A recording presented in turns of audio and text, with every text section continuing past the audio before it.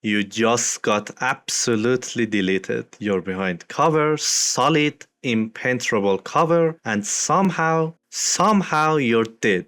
The kill cam shows you standing in the open like a mannequin at the firing range. Your ping is fine, their ping is fine. So what the hell just happened? Congrats, you didn't lose to skill. You lost to math, physics, and the fact that the internet is held together with duct tape and prayer. Dying behind walls isn't a bug. It's not even really a feature. It's the inevitable consequence of trying to simulate a shared reality across a network, where information travels at the speed of eventually. And today, we're going to pull apart exactly why this happens, what Picker's advantage actually is, how lag switches exploit the system, and what developers do to stop your game from turning into a slideshow of broken promises. Let's talk about client prediction, server reconciliation, and why online shooters are basically just very angry spreadsheets with guns. When you play an online game, you are not playing the game, you're playing your game. Your computer is running a simulation, a best guess of what's happening in the world. The server is running the actual game, and everyone else is also running their own little simulation. Your job and the game's job is to keep all this simulation close enough that nobody notices the cracks. This is called client-side prediction. When you press W to move forward, your game doesn't wait for the server to say, okay, you can move now. That would feel like controlling a character through molasses. Instead, your client immediately shows you moving forward, then sends the input to the server. The server processes it, compares it to what it thinks should happen, and either agrees or corrects you. If the server disagrees, maybe you tried to walk through a wall or got hit by something you didn't see yet, it sends a correction and your client snaps you back to where you actually are. That's reconciliation. This system works great when your ping is low and stable. But when latency enters the chat, things get messy. Let's say your ping is 50 milliseconds. That means every action you take has a 50 milliseconds delay before the server sees it, and another 50 milliseconds before you see the server's response. That's a tenth of second round trip. Doesn't sound like much, right?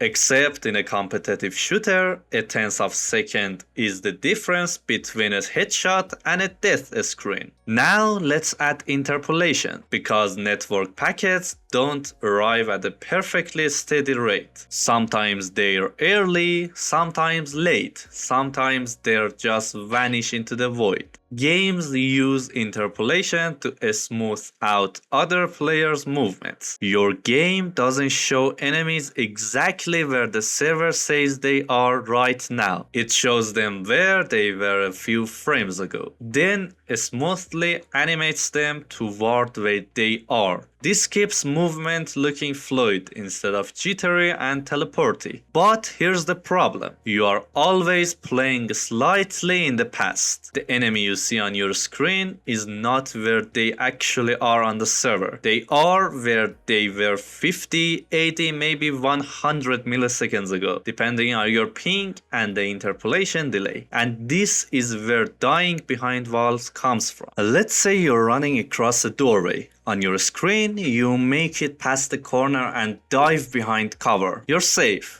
You're untouchable. You're about to sip some digital tea and reload in peace. But from your enemy's perspective, you're still in the doorway. Their screen hasn't received the update that you've moved yet. So they shoot you. On their screen, it's a clean hit. Their client sends that shot to the server. The server checks the timestamp, sees that at the moment they fired, you were in fact still visible from their point of view, and says, yep, that's a hit. Then it tells your client, hey, you're dead, and you get to watch the kill cam in disbelief as you apparently stood still and got domed. This is lag compensation in action. The server rewinds time to the moment the shooter fired, checks if their shot was valid from their perspective, and makes a decision. It has to do this because if it didn't, hyping players would have to lead their shots on every enemy to account for latency, and the game would feel terrible. But the side effect is that you can absolutely 100% die after you've taken cover, because on the server's timeline, you hadn't taken cover yet. And this brings us to Picker's advantage. Picker's advantage is the reason why holding an angle feels like volunteering for target practice. When an attacker swings around the corner, they see you before you see them, not because of a skill, not because of reaction time, but because of the fundamental delay in how information propagates across the network. The picker has already started moving, seen you, and begun firing before the packets telling your game, hey, someone's picking, even arrive. By the time you see them and react, they've already got runs on your target. This advantage scales with ping. The higher the latency between you and the server, the bigger the window where the picker sees you but you don't see them. In game with low tick rates, or that's how many times per second the server updates the game state, this gets even worse because the server is only checking for new information 20, 30, maybe 64 times per second. If you swing between ticks, there's a delay before the server even knows you've picked. Competitive games like Valorant and CS2 crank their tick rates up to 128 Hz specifically to minimize this. The more frequently the server updates, the smaller the window for desync, and the closer everyone's experience gets to the ground truth of what's actually happening. But even at 128 ticks per second, you've still got 7.8 milliseconds between updates. And that's before you add in ping, interpolation, and all the other gremlins in the pipeline. But wait, it gets even crazier, because some people don't just deal with latency, they weaponize it. Enter the lag switch. This is an old school scumbag tier cheating, and it works by intentionally spiking your own latency at key moments. The basic version is a physical device, literally a switch that you wire into your network connection. When you flip it, it interrupts your connection to the server for a fraction of a second. During that time, your client keeps running and you keep moving and shooting, but the server doesn't receive any updates from you. Then you flip the switch back on and all your actions flood the server at once. From your perspective, everything is fine. From everyone else's perspective, you're teleporting, eating bullets without dying, and getting kills on people who swear they already dumped half a mag into you. The server has to decide what to do with these bursts of delayed information, and depending on how the game's netcode is written, it might just accept it. You move, you shoot, you kill, and then the server catches up and says, okay, I guess that happened.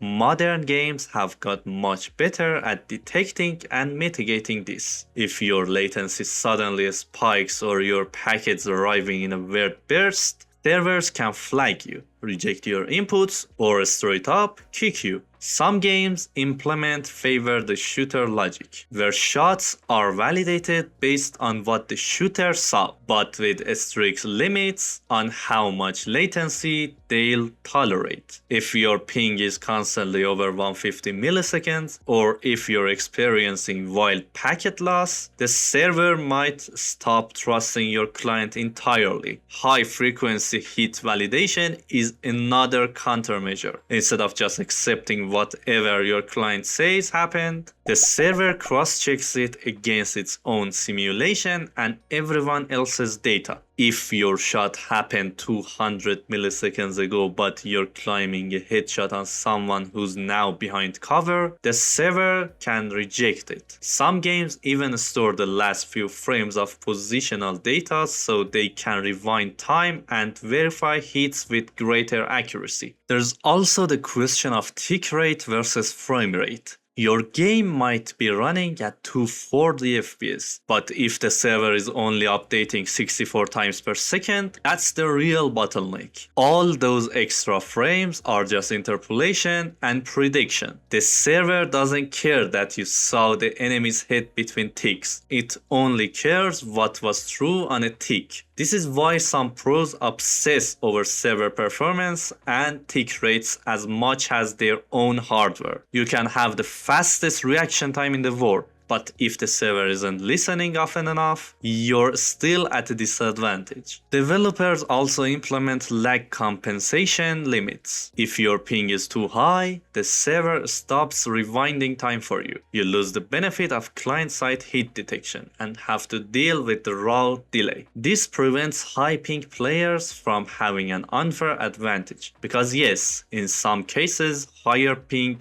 can actually help you, especially if the netcode is poorly tuned. But most modern shooters cap this aggressively. And then there is jitter and packet loss, which are even worse than high ping. At least with a stable 100 milliseconds delay, the game can predict and compensate. But if your packets are arriving at random intervals or just not arriving at all, your client has no idea where anyone is. The server keeps correcting you and you end up rubber banding across the map like a broken action figure. So here's the bottom line. Online shooters are a compromise. They are a miracle of engineering that lets dozens of players simulate a shared reality across continents. But they're also inherently imperfect. You will die behind walls. Pickers will have an advantage, and someone somewhere is definitely using a lag switch and hoping they don't get banned.